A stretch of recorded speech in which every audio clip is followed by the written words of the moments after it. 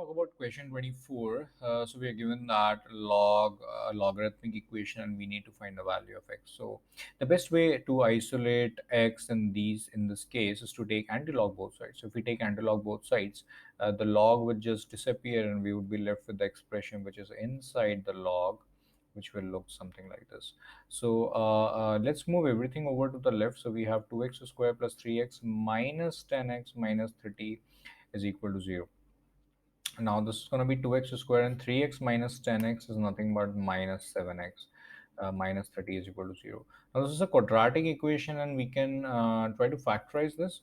So for that we first write the value of a, b and c. So a is 2, b is minus 7 and c is minus 30. So the value we multiply a and c to get negative 60, and we write the factors of negative 60 in such a way that they sum up to give the value of b.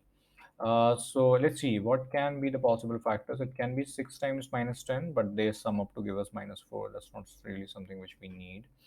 Let's see what can be the other option. Can it be 4 times? Hmm, Not really. Then what can be 8, 12, 12 times 5?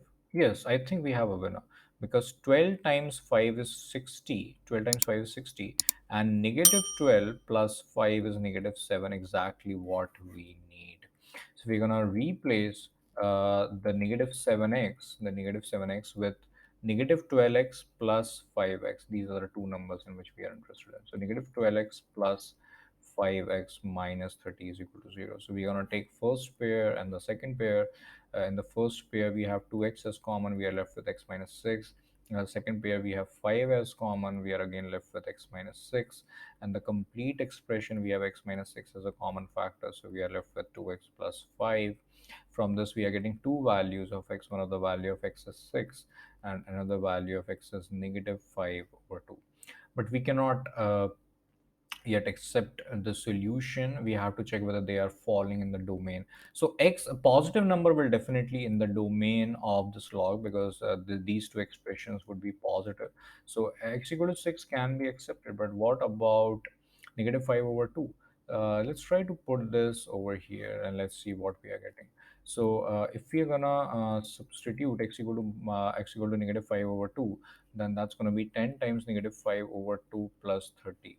So 2 times 5 is 10 and 5 times 5 negative 5 is negative 25. So that's going to be equal to 5, which is a positive number. So the right side is getting accepted. For the left side, that's going to be 2 times negative 5 over 2 whole square plus 3 times negative 5 over 2. We are talking about this expression now. So that's going to be equal to 2 times 25 over 4 minus 15 over 2. So 2 times 2 is 4. That's going to be that's going to be 10 over 2, which is again 5. So yes, even a negative 5 over 2 is also an accepted solution because it is falling in the domain. So these are the two possible solutions for this logarithmic equation. Thank you.